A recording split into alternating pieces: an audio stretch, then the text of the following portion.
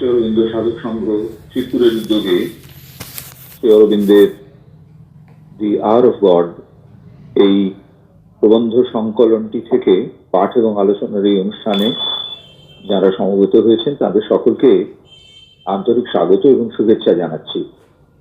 আমরা আমাদের যে পাঠ অর্থাৎ দি আওয়ার অফ গড সেই গ্রন্থের বর্তমানে রয়েছি যে শীর্ষকে, যে প্রবন্ধের শীর্ষকে, সেটি হচ্ছে দি এভলিউশনারি এইম ইন যোগা, অর্থাৎ যুগের যে বিবর্তনগত লক্ষ্য সেই বিষয়ে আলোচনা।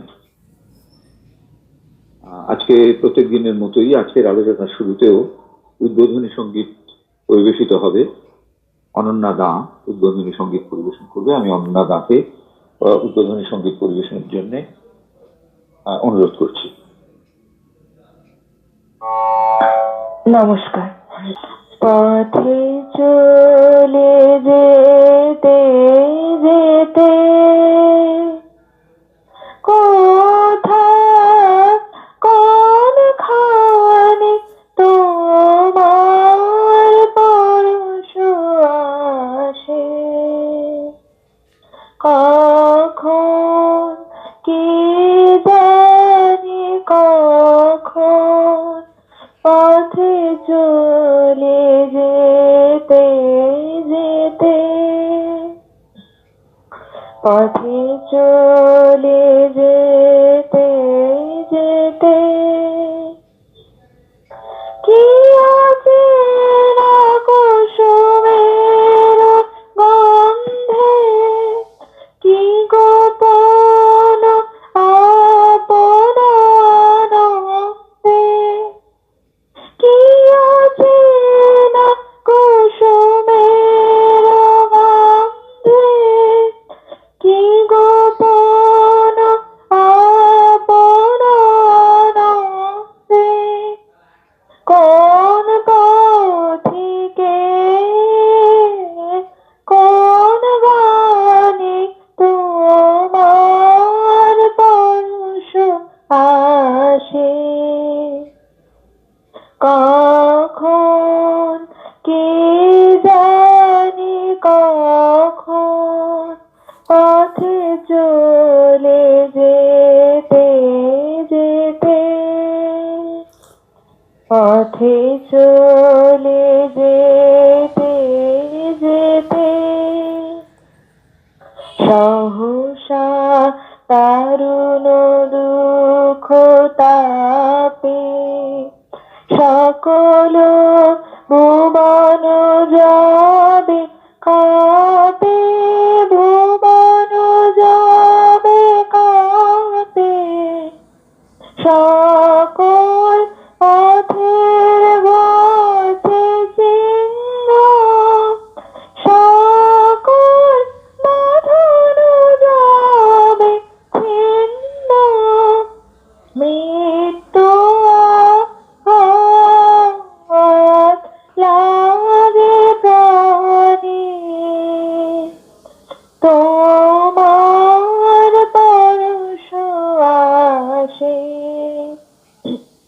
কখন কে জানি কখন পথে চলে যেতে যেতে, পথে চলে যেতে যেতে। নমস্কার। অনন্যার কাছ থেকে আমরা অপূর্ব একটি রবীন্দ্রসঙ্গীত শুনলাম। আমরা যে বিষয় নিয়ে পাঠ এবং আলোচনায় যুক্ত আছি, অদ্ভুতভাবে এই গানটির অন্তরের স্পিরিট তার সঙ্গে যেন যুক্ত রয়েছে বলে মনে হয়। আমরা আগের দিন পড়েছি, শ্রী অরবিন্দ বলছেন we have to transcend nature, অর্থাৎ মহাপ্রকৃতির যে শর্তাবলী তা আমাদের অতিক্রম করে যেতে হবে। কেন? To become super nature. কারণ আমাদের লক্ষ্য হচ্ছে, বিবর্তনগত যুগের লক্ষ্য হচ্ছে প্রকৃতিকে অতিক্রম করে গিয়ে যে অতি প্রকৃতি, সুপার নেচার, সেইখানে পৌঁছানো। কিন্তু তারপরেই বলছেন, but it follows from what I said that it is by taking advantage of something still imprisoned in nature itself, by following some line which nature is trying to open to us, that we ought to proceed. বলছেন এই যে প্রকৃতিকে অতিক্রম করে, মহাপ্রকৃতিকে অতিক্রম করে অতি চেতনার দিকে আমরা যাব, অতি প্রকৃতির দিকে আমরা যাব, কিন্তু তার সূত্রটি এই মহাপ্রকৃতির স্পন্দনের ভেতরেই ভগবান রেখে দিয়েছেন। বলছেন এই যে অতিক্রম করে যাওয়া, এর প্রাথমিক পদক্ষেপের সূচনা, সেগুলো এই প্রকৃতির ভেতরেই যেন ইমপ্রিজনড হয়ে আছে, অর্থাৎ আমরা দেখতে পাচ্ছি না, বন্দী হয়ে রয়েছে। সুতরাং এই প্রকৃতির অন্তর্গত স্পন্দনগুলোকে অনুসরণ করে, কি অচেনা কুসুমের গন্ধে, কি গোপন আপন আনন্দে। অচেনা কুসুমের গন্ধ আমাদের ভেতরে একটা আনন্দের জাগরণ ঘটায়। এসবই কিন্তু এই প্রকৃতির ভেতরে নিহিত রয়েছে। তাকে অনুসরণ করে, তার সুযোগ নিয়ে আমাদের এগোতে হবে। এমনকি বলছেন, সহসা দারুণ দুঃখ তাপে সকল হৃদয় যবে কাঁপে, সকল পথের ঘোচে চিহ্ন, সকল বাঁধন যবে ছিন্ন। দেখুন, পরপর বলে যাচ্ছেন কবি, দুঃখ তাপ, সকল জীবন কেঁপে উঠছে তাতে, পথের দিশে পাচ্ছি না, কিন্তু তার সঙ্গে একটা যেন পজিটিভিটি আসছে, সকল বাঁধন যবে ছিন্ন। ভগবান কি এইভাবে এই দুঃখের ভেতর দিয়ে যেতে যেতে, নিয়ে যেতে যেতে আমাদের বাঁধনগুলোকে ছিন্ন করে দিচ্ছেন? যে বাঁধন আমাদের নেচারের সঙ্গে যুক্ত রেখেছিল, তাকে অতিক্রম করে অতি প্রকৃতিতে, সুপার নেচারের দিকে যাওয়ার কথা বলছেন। এরকম বিভিন্ন সাজেশনস ভারী অদ্ভুতভাবে এই গানটির সঙ্গে জুড়ে রয়েছে। আমরা যখন দুটোকে একসঙ্গে মিলিয়ে পড়বার চেষ্টা করি, অনেকটাই যেন আমাদের সহায়তা আসে। আমরা যে আলোচনার যে অংশে ছিলুম, সেটি হচ্ছে সেখানে শ্রী অরবিন্দ বলছেন যে একেবারে যে জায়গাতে এসে আমরা শেষ করেছিলাম, সেখানে শ্রী অরবিন্দ বলছেন যে মানুষই, মানে মানব জাতির প্রত্যেকটি সচেতন স্পন্দন, সেগুলো এমনভাবে তৈরি করা আছে, এমনভাবে সৃষ্টি হয়েছে তার, সেগুলো আমাদের যে সাধারণ প্রকৃতি, তাকে যেন একেবারে স্যাটিসফাই করবে, তাকে যেন একেবারে সম্পূর্ণরূপে তার সন্তুষ্টি বিধান করবে, এরকম ভাবে তৈরি করা রয়েছে। বলছেন, every movement of humanity which bids us to be satisfied, bids us be satisfied with our ordinary nature, সেই সমস্ত মুভমেন্ট, সেগুলো কিরকম? সেগুলোর প্রথমটি বলছেন, dwelling upon the earth, এই পৃথিবীর সঙ্গে সম্পৃক্ত হয়েই আমরা থাকব। দ্বিতীয় বলছেন, cease to aspire to the empyrean within us, আমাদের ভেতরে যে স্বর্গীয় একটা সম্ভাবনা রয়েছে, একটা আহ্বান রয়েছে, অর্থাৎ এই পার্থিবতাকে অতিক্রম করে যাবার যে আহ্বান রয়েছে, তার প্রতি আমাদের যে আস্পৃহা, তাকে আমরা থামিয়ে দেব এবং choose rather to live like the animals looking to a mortal future. পশু যেরকম শুধুমাত্র তার এই নশ্বর অস্তিত্বের ভেতর দিয়ে যতটুকু ভবিষ্যৎকে দেখতে পায় সেইটুকুকে নিয়েই বাঁচব, এবং downwards as the earth we till, শুধুমাত্র আমাদের খাদ্যশস্য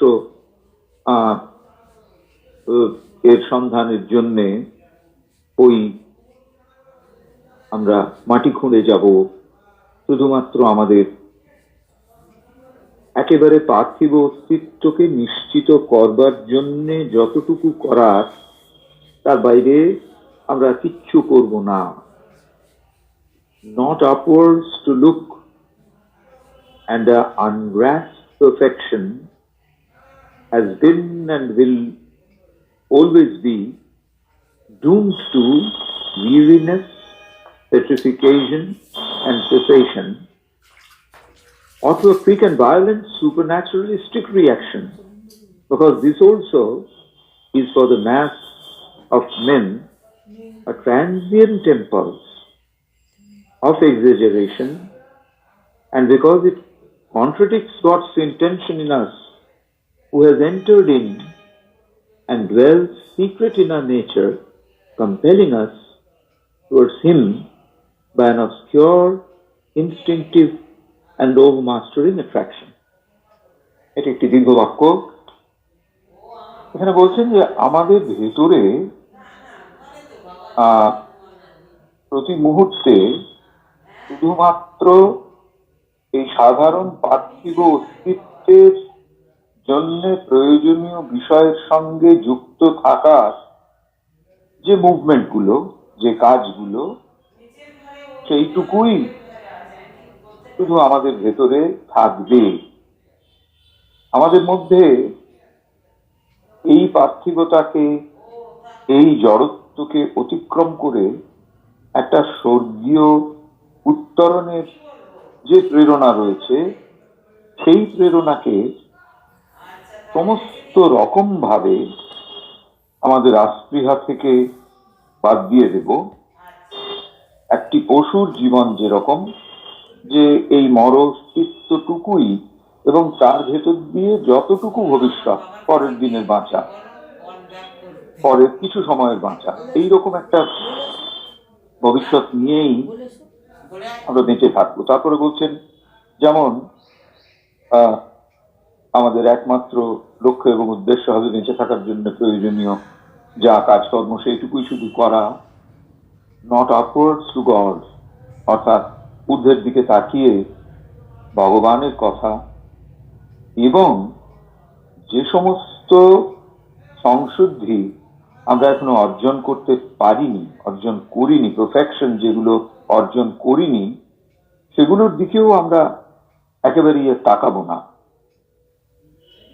এবং সবসময়ই বলছেন has been and will always be doomed to weariness, petrification and cessation, অর্থাৎ একটা ক্লান্তি, একটা যেন জড়ত্বের মধ্যে থাকা, এবং কোন রকম সূক্ষ্ম অগ্রগতির একটা অভিমুখীনতার প্রতি বাধা, এইরকম একটা জীবনকে যদি আমরা যাপন করতে চাই, কিংবা আরেকটি দিকের কথা বলছেন, কুইক অ্যান্ড ভায়োলেন্ট সুপারন্যাচুরালিস্টিক রিয়াকশন,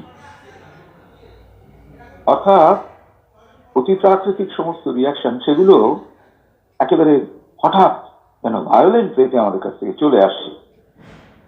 কারণ বলছেন this also is for the mass of men a transient impulse of exaggeration, যেন একটা ক্ষণস্থায়ী একটা যেন আবেগের মতন।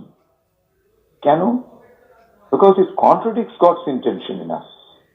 এগুলোর কোনোটাই আমাদের শেষ পর্যন্ত যোগের লক্ষ্যে নিয়ে যেতে পারে না। তার কারণ এগুলো যেন আমাদের ভেতরকার ভগবানের যে ইচ্ছে আমাদের মধ্যে দিয়ে কার্যকরী হচ্ছে, তাকে যেন প্রতি মুহূর্তে বাধা দেয়, কন্ট্রাডিক্ট করে, প্রতি মুহূর্তে তার বিরোধিতা করে।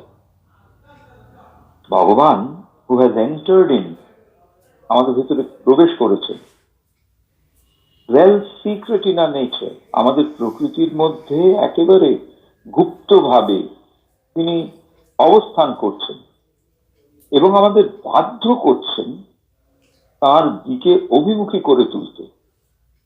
কিসের সাহায্যে? By an obscure, instinctive and overmastering attraction.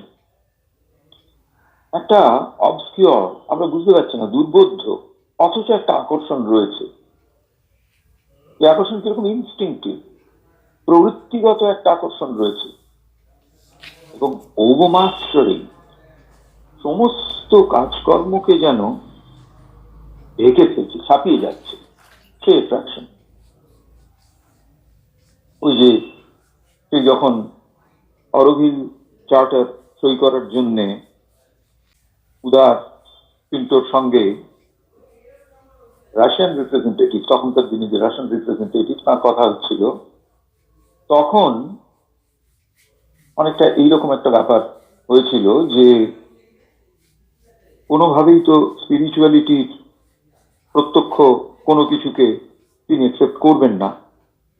তখন উদারদা তাকে বোঝাতে চেষ্টা করেছিলেন এইভাবে যে পারফেকশন, সেই পারফেকশনের একেবারে চূড়ান্ত পর্যায়ে, এরকম ভাবে ধীরে ধীরে ধীরে তাকে বোঝাতে চেষ্টা করেছিলেন। তো এই যে আমাদের ভেতরে ক্রমশ এগিয়ে যাওয়া একটা প্রবৃত্তিগত প্রবণতা রয়েছে, বুঝি না তবুও এগোতে হবে, এরকম একটা প্রবণতা রয়েছে, একটা ওভারমাস্টারিং অ্যাট্রাকশন রয়েছে, সবকিছুকে ছাপিয়ে গিয়ে, সবকিছুকে অতিক্রম করে গিয়ে একটা আকর্ষণ রয়েছে, সেইটি আমাদের ভেতরে কিন্তু রয়ে গেছে, তাকে অবলম্বন করতে হবে। অর্থাৎ এর আগে আমরা যখন শ্রী অরবিন্দ যখন বলছিলেন যে যেমন একদিকে যাকে তিনি বলেছেন এক্সাজারেশনস অফ স্পিরিচুয়ালিটি, অর্থাৎ আধ্যাত্মিকতার বাড়াবাড়ি একেবারে,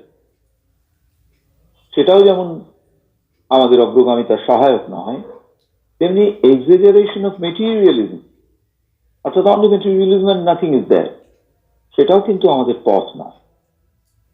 যে কোনো সাধারণ যে অগ্রগামিতা আমাদের মানুষের, যা প্রকৃতিকে সম্পূর্ণরূপে নাকচ করে দেয়, তা যতই ধর্মীয় হোক না কেন, যতই উচ্চ স্তরের হোক না কেন, যতই তার ভেতরে ত্যাগের একটা উজ্জ্বল নিদর্শন থাকুক না কেন, যতই তার মধ্যে পবিত্রতার একটা ঔজ্জ্বল্য, একটা স্বর্গীয় ভাব, এসব থাকুক না কেন, শ্রী অরবিন্দ খুব পরিষ্কার বলছেন যে তা সুনিশ্চিতভাবে ব্যর্থতায় পর্যবসিত হবে এবং শেষ পর্যন্ত একটা ডিসঅ্যাপয়েন্টমেন্ট, ডিসিলিউশন অফ পারভার্সনে গিয়ে পৌঁছবে।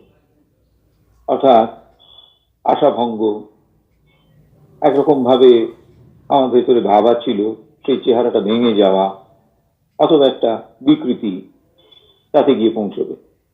কেন না, প্রকৃতিগত ভাবে সমগ্র মানব জাতির ভেতরে একটা ট্রানজিয়েন্ট ইম্পালস অফ এক্সাজারেশন, অর্থাৎ এই যে ভীষণ রকম আধ্যাত্মিকতার দিকে যাওয়া, এটা যেন একটা অতিরেকের প্রেরণা, অতিরেকের একটা ভয়ঙ্কর প্রবণতা।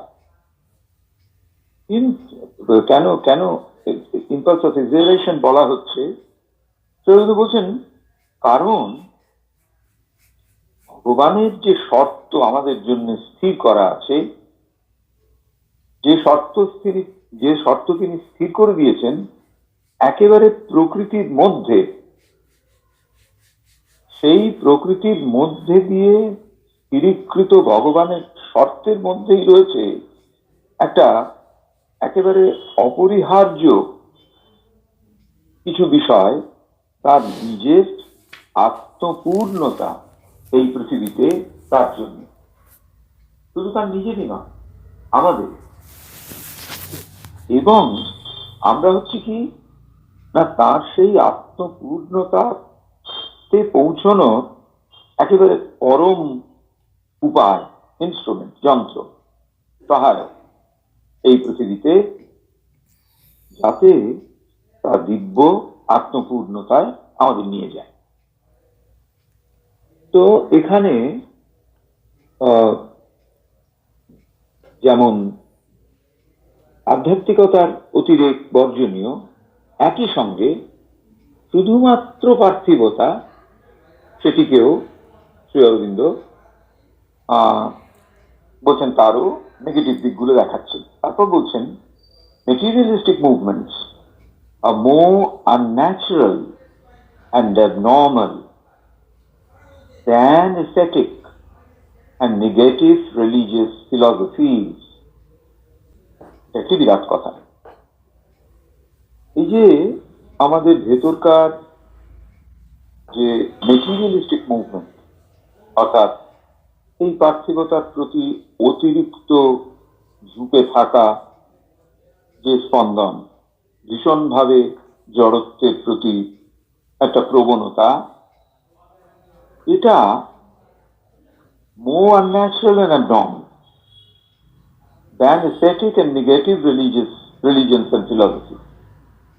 যে সমস্ত অধ্যাত্ম চর্চা বা অধ্যাত্ম সন্ধানের ভেতরে ত্যাগ রয়েছে, সেটি সন্ন্যাস, এবং যার ভেতরে একটা নঙর্থক ধর্মীয় প্রেরণা রয়েছে, ধর্মীয় হোক দর্শনের দিক থেকে হোক, একটা নঙর্থকতার প্রেরণা রয়েছে, তাদের থেকে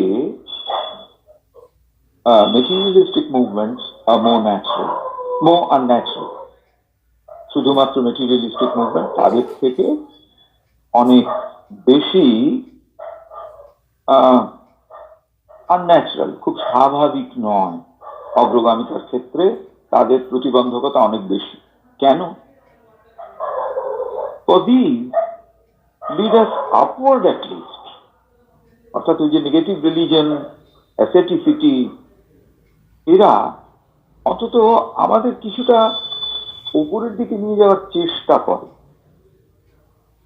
যদিও বলছেন though they go too furiously fast and far for humanity, যদিও আমাদের মানব জাতির ভেতরকার অগ্রগতির চেয়ে তারা অনেক তাড়াতাড়ি এবং অনেক দূরে খুব অল্প সময় চলে যেতে চায়, but the materialist, under the pretense of bringing us back to nature, takes us away from her entirely. কিন্তু যারা একেবারেই মেটেরিয়ালিস্ট, বাস্তববাদী, জড়বাদী, পার্থিবতাকেই যারা অবলম্বন করছেন, তারা খুব দ্রুত আমাদের যেন মহাপ্রকৃতির সমস্ত কাজকর্মের কেন্দ্রে নিয়ে যেতে চান। নিয়ে যেতে গিয়ে ক্রমশ মহাপ্রকৃতি থেকে যেন আমাদের বিচ্যুত করেন। যে কারণে বিজ্ঞানের অগ্রগতি অনেক খুব শিক্ষিত, প্রতিষ্ঠিত এবং প্রজ্ঞাবান মানুষের কাছেও প্রকৃতিকে আমাদের স্বাচ্ছন্দ্যের কাজে লাগানোর সুবিধের বিষয়টিকেই বেশি করে বলে। অর্থাৎ সায়েন্টিফিক ডেভেলপমেন্ট, তারা কি করছে না, তাদের উদ্দেশ্য মোটামুটি ভাবে ভেতরে এটাই যে প্রকৃতিকে মানুষের যতটা বেশি কাজে লাগানো যায়, এটা হচ্ছে বাইরের প্রকৃতির ক্ষেত্রে। আর আমার মানসিক প্রকৃতির ক্ষেত্রে সেই প্রকৃতির ভেতরকার যে স্পন্দনের মূলগত সত্য, সেটাকে ছেড়ে দিয়ে শুধু স্পন্দনটুকু নিয়েই তার ব্যস্ততা, তার সবকিছু। সেই জন্য বলছেন যে materialist, under the pretence of bringing us back to nature, আমাদের প্রকৃতির দিকে ফিরিয়ে আনার ভান করে, takes us away from her entirely, তার থেকে সম্পূর্ণরূপে আমাদের সরিয়ে নিয়ে যায়। He forgets or does not see that nature is only phenomenally nature, but in reality she is God. Nature is only phenomenally nature, but in reality she is only God. অর্থাৎ প্রকৃতি কি না শুধুমাত্র বাহ্য প্রতীয়মানতার দিক থেকেই তা প্রকৃতি, কিন্তু আদতে সত্যের দিক থেকে প্রকৃতি হচ্ছে ভগবান, তারই পরিপ্রকাশ। আমরা যখন একটি বিরাট গাছকে দেখি, সেই গাছের যে বিশালত্ব, তার যে সৌন্দর্য, সেগুলো সব প্রকৃতির যে সমৃদ্ধি তার অংশ তো বটেই। কিন্তু এই যে বিরাট প্রাকৃতিক সৃষ্টি, এটি আসলে এর অন্তরালে যে মহাসত্য রয়েছেন, সেই মহাসত্যের একটি পরিপ্রকাশ। বাইরের দিক থেকে সেটি প্রকাশিত হয়েছে যেন ওই গাছের রূপে, মানুষের রূপে, নানান পশু পাখি ইত্যাদি রূপে। তো nature is only phenomenal in nature, but in reality she is God. The divine element in her is that which she most purely and really is.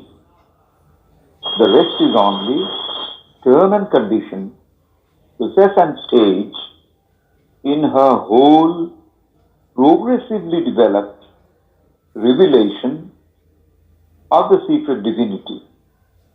বলছেন এই মহাপ্রকৃতির ভেতরকার যে দিব্য উপাদান, সেগুলোই হচ্ছে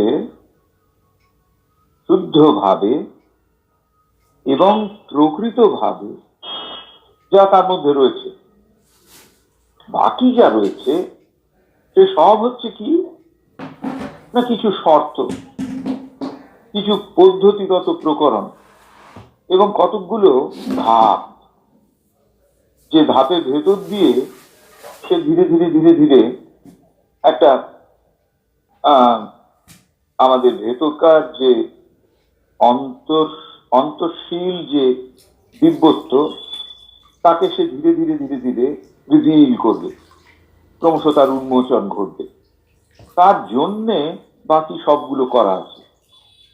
যেমন আমরা যদি অ্যানালজিক্যালি ধরি, যে উদাহরণটি আমরা দিচ্ছিলাম যে একটা বিরাট গাছ, সেই গাছের ভেতরকার মূলগত সত্যটি কি আমরা যদি বিজ্ঞানের দিক থেকে দেখি, তাহলে মূলগত সত্য হচ্ছে that is the manifestation of life, একটি বিশেষ প্রাণের পরিপ্রকাশ।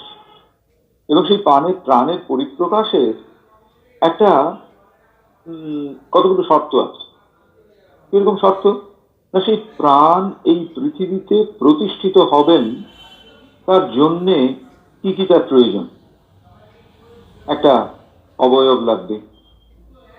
এই অবয়ব গঠিত হয়েছে যেসব জড় উপাদানগুলো দিয়ে, সেগুলোর ভেতরে একটা সজীবতার প্রবাহের প্রয়োজন, যাতে যে জড় উপাদানগুলো মিলিত হয়ে এই সজীব বস্তুটিকে আমাদের সামনে ফেনোমেনালি তুলে ধরবে, সেই জড় বিষয়গুলোকে সজীবত্বের দ্বারা সপ্রাণ করে তুলতে হবে।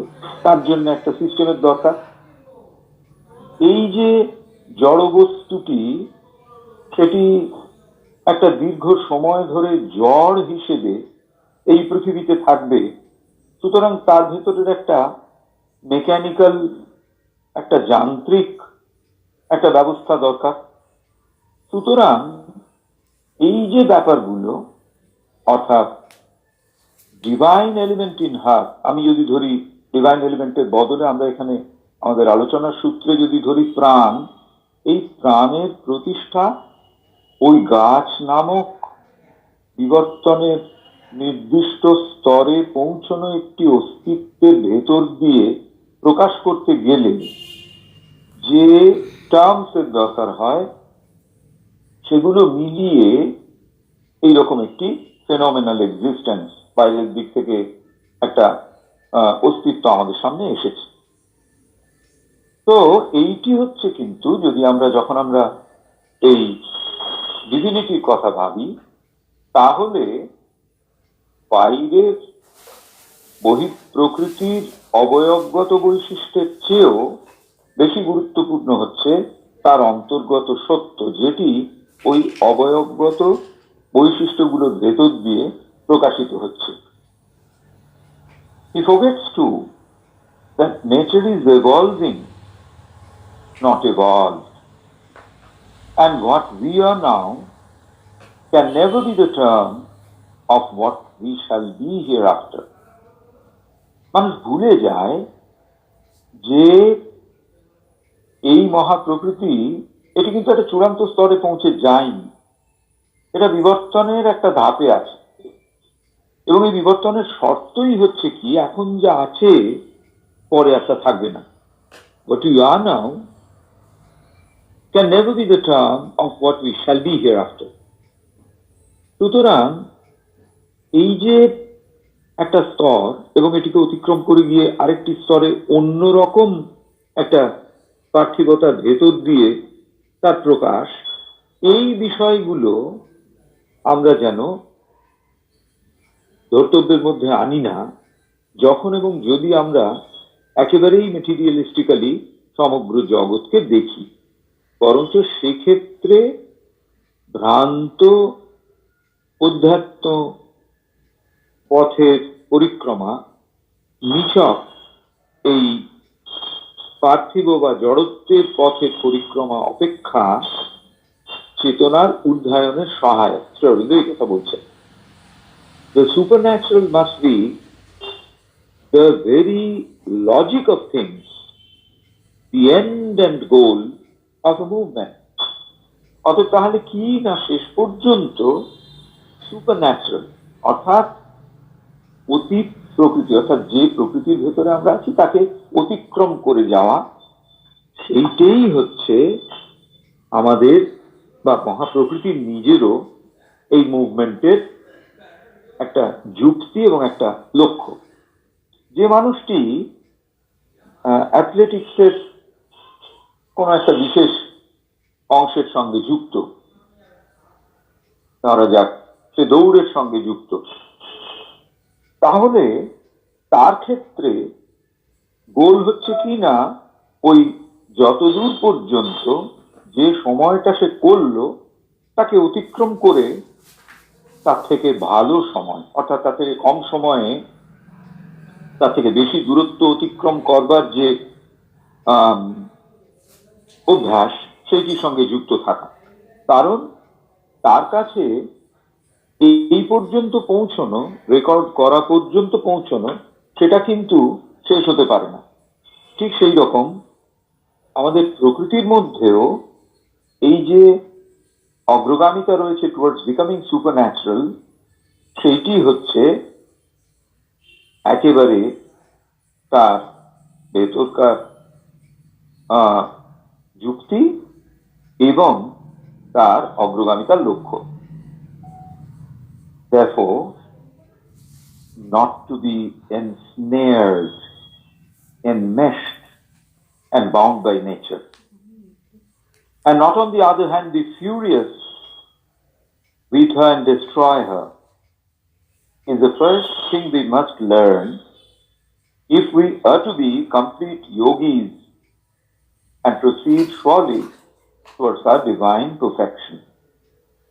একটা চমৎকার ব্যালেন্সের জায়গায় শ্রী অরবিন্দ আমাদের নিয়ে আসছেন।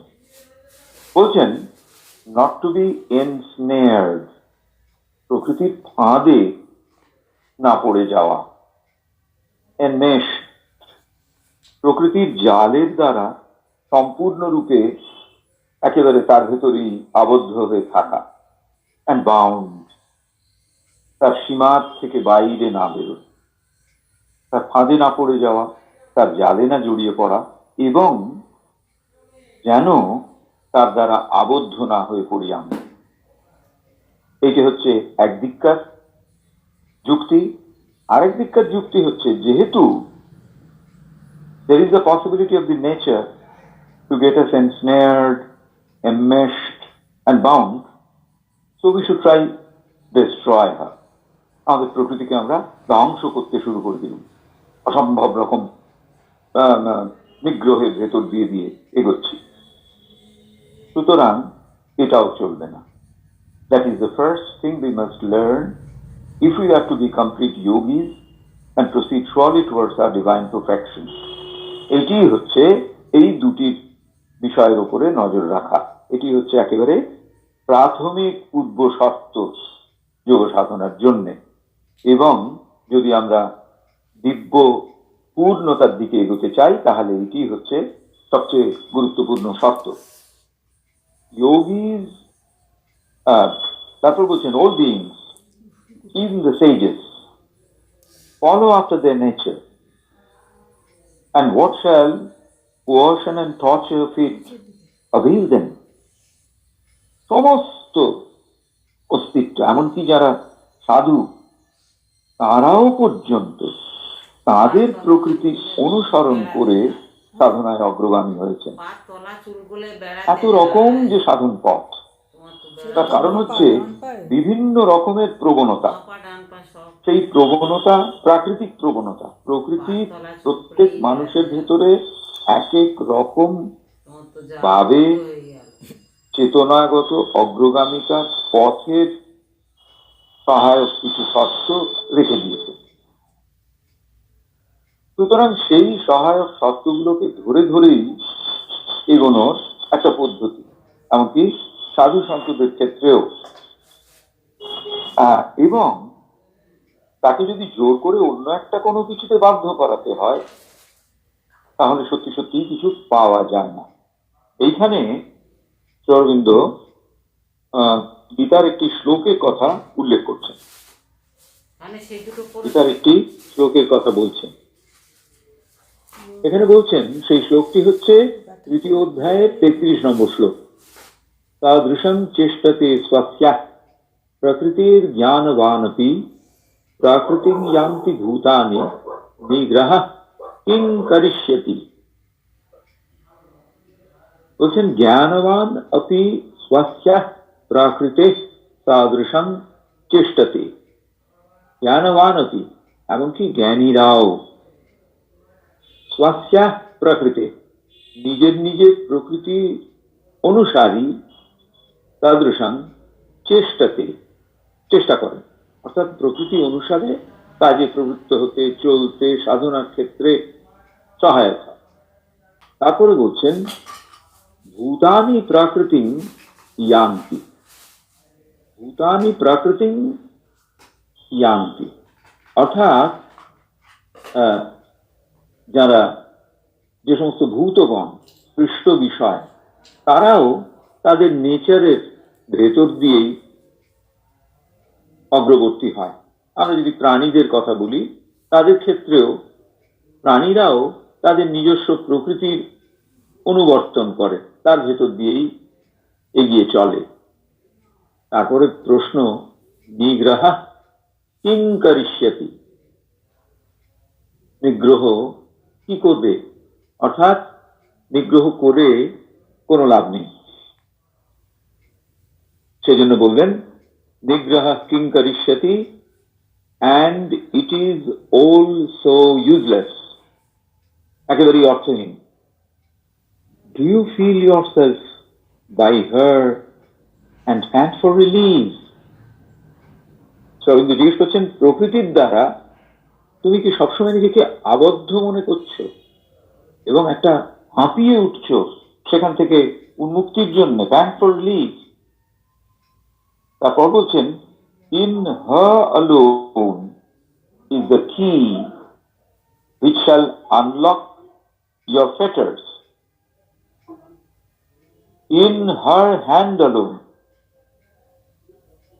একমাত্র প্রকৃতির হাতেই রয়েছে সেই চাবি, which shall unlock your fetters, তোমার এই বন্ধনগুলোকে, তালাগুলোকে তুমি যে বেঁধে রেখেছো তাকে উন্মুক্ত করবার চাবি প্রকৃতির ভেতরেই রয়েছে। Does she stand between you and the Lord? অর্থাৎ তুমি কি এরকম মনে করছো যে ভগবান এবং তোমার মাঝখানে প্রকৃতি দাঁড়িয়ে রয়েছে? এইবার শ্রীঅরবিন্দ একটি অসামান্য তুলনা ব্যবহার করছেন এখানে। বলছেন she is Sita. Pray to her.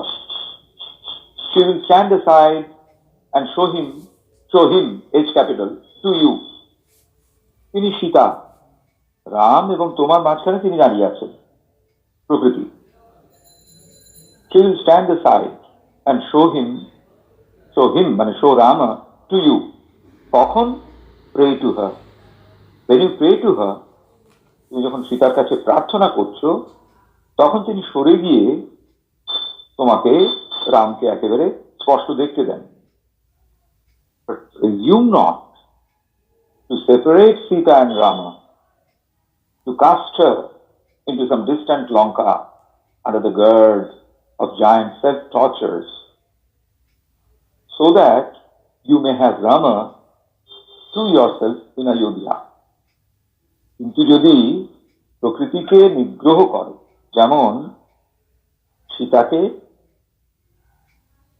সেই মনে ফেলে রেখে আসা হলো রামকে সম্পূর্ণভাবে পাবে বলে, তাহলে কোনোভাবেই সেখানে তুমি পাবে না। এটি একটি উদাহরণ। আরেকটি উদাহরণ দিচ্ছেন, wrestle with Kali.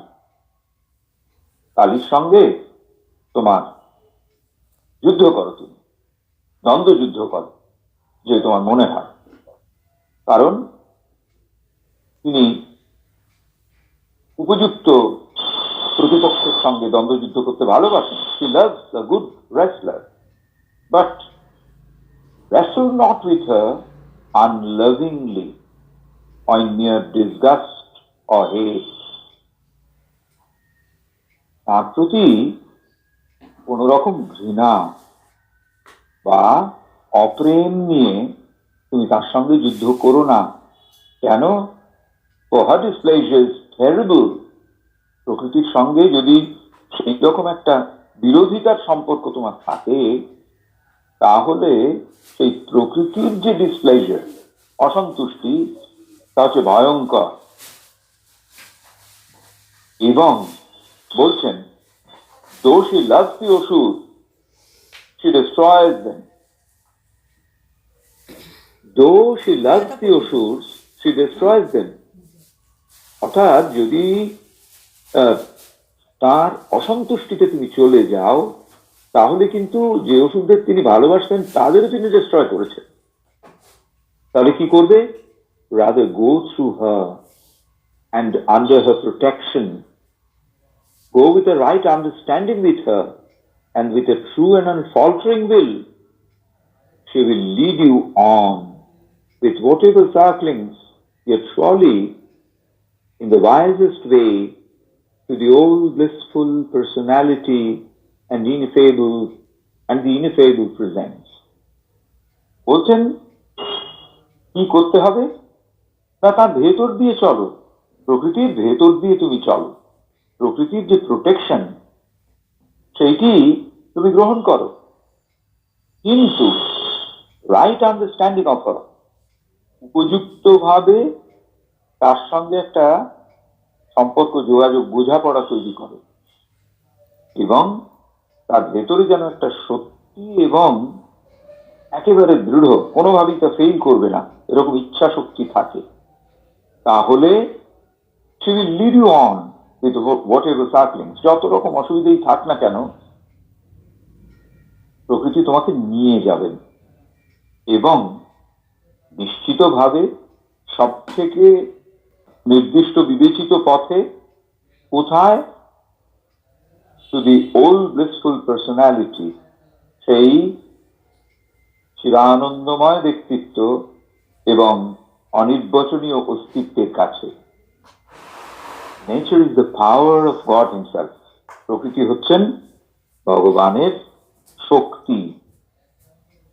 nature is the power of God Himself, leading these multitudes of beings to the night and the desert and the tracks of the foemen to their secret and promised heritage.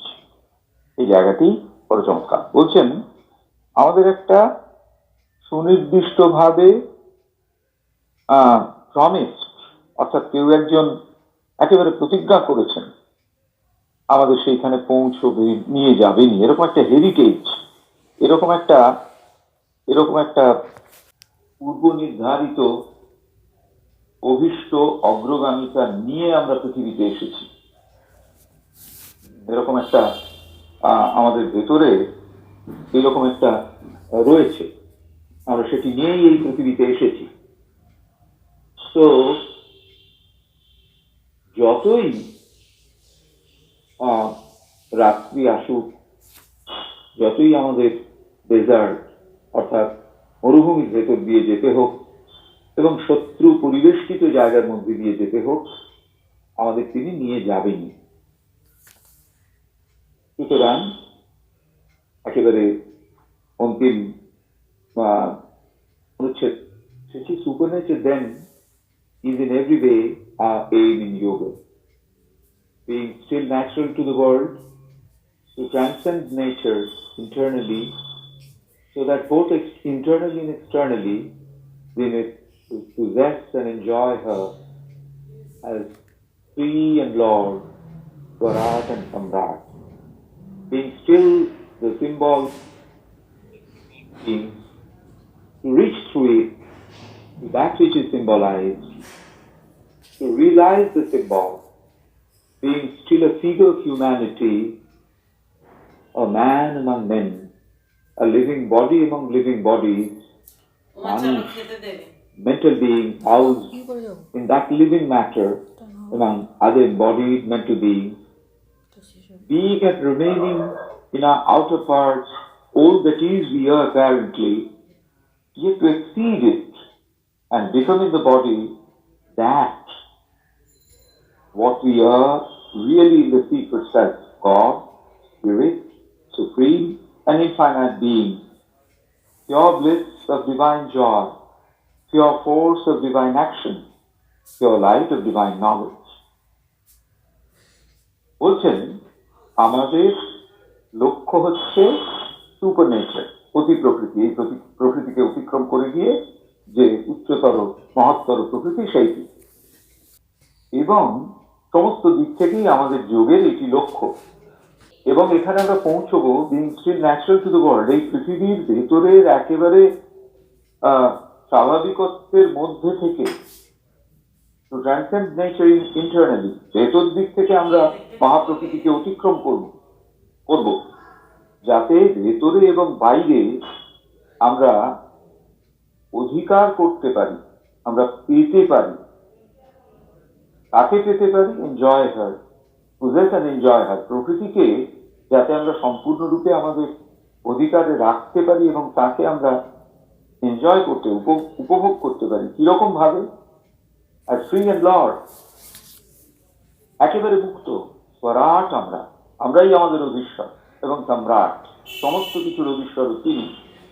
Being still the symbol in a world of symbol beings, এই যে প্রতীকী অজস্রতার ভেতরে আমরা ওই রকম প্রতীক একটি হয়েই থাকব, কিন্তু উদ্দেশ্য কি? তার ভেতর দিয়ে আমাদের পৌঁছতে হবে সেই জায়গায় যার প্রতীক হিসেবে আমরা রয়েছি, সেই প্রতীককে আমরা উপলব্ধি করব। আমরা মানুষ থাকবো, একেবারে অন্য কিছু চেহারা আমাদের হয়ে যাবে। A man among men, living body among living body, সমস্ত দিক থেকে পার্থিবতার ভেতরকার যে সমস্ত বিষয় তার সঙ্গে আমরা মিলেই থাকবো। Housed in that living matter, mental being housed in that living matter, among the embodied mental beings, তার মধ্যেই আমরা থাকবো। এবং আমাদের বাইরের দিক থেকে যেরকম আমাদের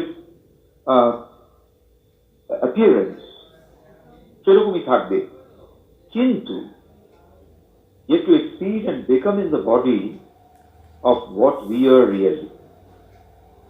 আমরা তাকে অতিক্রম করে গিয়ে সত্যি সত্যি আমরা যা সেখানে পৌঁছব। বলছেন ভগবান আন্তঃপ্রেরণা, পরম এবং অনন্ত সত্তা, শুদ্ধ আনন্দ, দিব্য আনন্দ, সেই শক্তি যা দিব্য ক্রিয়ার সম্পাদন করতে পারে, সেই আলো যা দিব্য জ্ঞানকে আমাদের কাছে এনে দিতে পারে। আমাদের সমগ্র বাহ্য জীবনে শুধুমাত্র প্রকৃতি মূল্য রয়েছে। এই জীবন হয়ে ওঠার দিক থেকে কল্যাণকর ও প্রয়োজনীয়, কিন্তু সমস্ত গড়ে ওঠার ক্ষেত্রেই লক্ষ্য হচ্ছে কি না মূলগত সত্তা এবং তাদের অন্তর্গত আত্মা, সেটি হলেন পূর্ণতা ও ভগবান। বললেন এখানে our whole apparent life is only a symbolic value and is good and necessary as a becoming, but all becoming has being for its goal. সমস্ত হয়ে ওঠারই লক্ষ্য হিসেবে রয়েছে কি being, যা হয়ে উঠছে সেইটি, and fulfillment, and God is the only being. পূর্ণতা এবং ভগবান সেটি হচ্ছেন একমাত্র অস্তিত্ব। To become divine in the nature of the world and in the symbol of humanity is the perfection for which we are created. দিব্য হয়ে ওঠা এই পৃথিবীর প্রকৃতির ভেতরে এবং যে মানুষই প্রতীক হিসেবে আমরা এসেছি তার মধ্যে, এটি হচ্ছে সেই সংশুদ্ধি যার জন্যে আমরা সৃষ্ট হয়েছি। এখানেই আমাদের এই অধ্যায়টি শেষ হচ্ছে, আর আমাদের আজকের পাঠও এখানে শেষ হচ্ছে। দি এভলিউশনারি এইম ইন যোগা। যদি কারণ কোনো প্রশ্ন বা সংযোজন থাকে তাহলে করতে পারেন। দাদা, হ্যাঁ আমি মৌসুমি বলছি। হ্যাঁ বলুন। বলছি এই বাংলায় ট্রান্সলেশনে আছে কোনো বই? না, এই বইটি সম্পূর্ণ বাংলা অনুবাদ হয়নি। ওই একটা দুটো চ্যাপ্টার নলিনীদা করেছিলেন। এই চিরদিনের বলে যে প্রকাশনা আছে, তাতে দেখবেন শুধু প্রথম প্রবন্ধটির বঙ্গানুবাদ রয়েছে। হ্যাঁ, কিন্তু বাকিগুলোর এখনো বঙ্গানুবাদ হয়নি। হে চিরদিনে, এই চিরদিনের বলে শ্রী অরবিন্দের যে লেখা, তার একটা সংকলন আছে। আচ্ছা, সেই সংকলনে এই আর অফ গড বলে যে প্রবন্ধটি, তার একটি অনুবাদ আছে, কিন্তু বাকি প্রবন্ধ বিক্ষিপ্ত ভাবে এখানে ওখানে অনুদিত হয়েছে হয়তো, কিন্তু সম্পূর্ণ অনুবাদ সেভাবে হয়নি এখনো পর্যন্ত। আচ্ছা দাদা, আপনি তো করতে পারেন। আপনি কি সুন্দর করে বলেন, কিন্তু কি এত এত না গুলিয়ে যায় পরে গিয়ে। হ্যাঁ, এগুলো আসলে ওই বারবার বিষয়টা একেবারেই অন্যরকম, তো বারবার না পড়লে এইটা এই জন্যই বলছি, এগুলো বারবার না পড়লে এই যে বললেন এত কিছু ওভারল্যাপিং হয়ে গেল সব।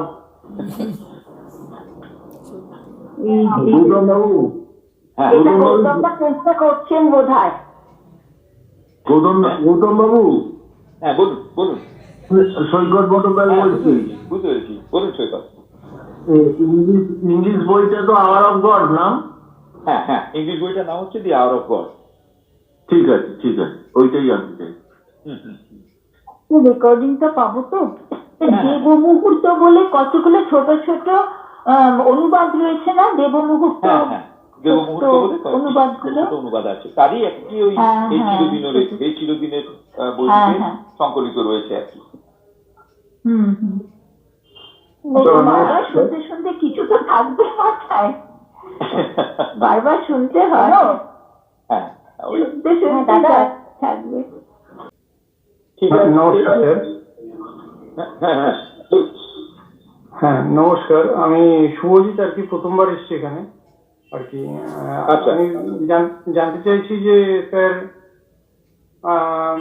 এটা কোন বইয়ের পার্ট থেকে পড়া হচ্ছে, মানে দ্য লাইফ ডিভাইন বা অন্য কোনো বইয়েরই এটা একটা পার্ট? এইটি হচ্ছে না শুভজিৎ, এইটি হচ্ছে কি শ্রী অরবিন্দের কিছু কিছু প্রবন্ধ বিভিন্ন নোটবুক বা এমনি আলাদা কাগজে বিভিন্ন সময় উনি লিখেছিলেন 1910 থেকে 1940 সাল পর্যন্ত। সেগুলো যতদিন পর্যন্ত শ্রী অরবিন্দ দেহে ছিলেন ততদিন পর্যন্ত প্রকাশিত হয়নি। পরে 1959-এ এগুলোকে একত্রিত করে প্রথম এডিশনটি বেরোয়। এখন তারপরে আরো দুটো এডিশন কি তিনটে এডিশন বেরিয়েছে। সেইটির নাম হচ্ছে দি আওয়ার অফ গড। তো এই আওয়ার অফ গড নামে এটি পাওয়া যায়। কমপ্লিট বক্সেও এটি আছে, ঠিক কোন খণ্ডে অফহ্যান্ড আমার মনে পড়ছে না, আমি বলে দিতে পারবো, পরের দিনে বলে দিতে পারবো। আচ্ছা আচ্ছা আচ্ছা, বুঝতে পেরেছি। তার মানে ওটা শেষের দিকে থাকবে হয়তো। হ্যাঁ, এখানে যে প্রকৃতি পুরুষের ব্যাপারে বলছিলেন আজকে, আমি শুনলাম অল্প। তা এখানে প্রকৃতি যেটা, সেটাই তো শুদ্ধ রূপ হচ্ছে ডিভাইন, মানে শক্তি, যেটা বলা হচ্ছে ডিভাইন, দ্য মাদার কে। আর হ্যাঁ হ্যাঁ হ্যাঁ হ্যাঁ, আর এর পিছনে পুরুষ। হ্যাঁ, এক একটি এক এক রকমের এক এক রকম ব্যাখ্যার ক্ষেত্রে এক এক রকম। কোথাও প্রকৃতি পুরুষ, কোথাও শক্তি এবং তার অন্তরালে শিব, এইরকম ভাবে আর কি বিভিন্ন জায়গাতে দেখা হয়েছে। হ্যাঁ, আর আমাদের উদ্দেশ্য, আলটিমেট উদ্দেশ্য তাহলে কি হওয়া উচিত? যে প্রকৃতি আর পুরুষ দুটোরই বিয়ন্ডে যাওয়া, মানে এই দুটোর সংযোজন, মানে একত্রীকরণ, going beyond of all of this. একদম পরিষ্কার শ্রী অরবিন্দ বলেছেন যে supernature then is a very is in every way our aim in yoga. একদম পরিষ্কার যে প্রকৃতিকে অতিক্রম করে যাওয়া। আর তার প্রথম পদক্ষেপটাও বলে দিয়েছেন, not to be ensnared, enmeshed or bound by nature. তো একদম এই এই এই প্রবন্ধটির এইটা সুবিধে একেবারে খুব স্পষ্ট করে বলা আছে। হ্যাঁ হ্যাঁ, তার মানে আমরা যত ডিটেলস হতে পারবো এই ম্যাটেরিয়াল ওয়ার্ল্ডের থেকে ততটাই ভালো, ততটাই আমরা সেই প্রকৃতির শুদ্ধ রূপ এবং পুরুষের শুদ্ধ রূপ দুটো, মানে উচ্চতর অংশে যেটা মিলন হয়, মানে সেই জায়গা থেকেই মানে এর বাইরে যাওয়া যেতে পারে। না হলে বন্ধন থেকে গেলে মানে কোনো রকম ডিট্যাচমেন্ট বলতে যেটা বোঝায় সেটা আবার আপনি এই ওই ডিট্যাচমেন্ট বলছেন, ডিট্যাচমেন্ট হলে কি হয় ইত্যাদি ইত্যাদি, সেইগুলো আর কি, মানে ওই জিনিসটাও দেখতে হবে। ঠিক আছে, ঠিক আছে, আজকে তবে আমরা এখানেই শেষ করছি। সকলকে আন্তরিক ধন্যবাদ। দাদা, একটা শুদ্ধতে ছোট্ট জিজ্ঞাসা রাখছি, এই ইভলিউশনারি এইম ইন যোগা, এটা সম্ভাব্য রচনাকাল কিছু পাওয়া গেছে? আসলে আমি আগের ক্লাসটা থাকতে পারিনি।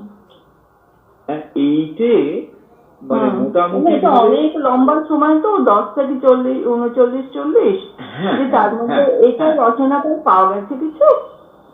এভলিউশনারি এইম অফ যোগা খুব সম্ভবত 1913 সালে। হ্যাঁ হ্যাঁ, এই যে চারটি এসে, এই চারটি এসে evolutionary in yoga, entire purpose of yoga, object of yoga আর ইনিশিয়াল ডেফিনিশন রেস্ট্রিকশন, এই চারটে মোটামুটি ওই 1913 সালেই লেখা, এরকম একটা আন্দাজ করা হয়। আচ্ছা, মানে অন্য কোথাও পাবলিশ হয়নি? তাহলে তো পাওয়া যেত। না, এটি তো যতদিন পর্যন্ত শ্রী অরবিন্দ শরীরে ছিলেন 1950 সাল পর্যন্ত পাবলিশ হয়। তাই, হ্যাঁ। আর তারপর তো কম্পাইলেশন হচ্ছে। হ্যাঁ, তারপরে 59-এ প্রথম আওয়ার অফ গড বলে প্রকাশিত হয়। হ্যাঁ, ওটা তো ঠিক আছে। ঠিক আছে, তাহলে 1913 এই চারটি প্রবন্ধ আমরা ধরে 1913 মোটামুটি ভাবে 13 সালে লেখা হয়েছে।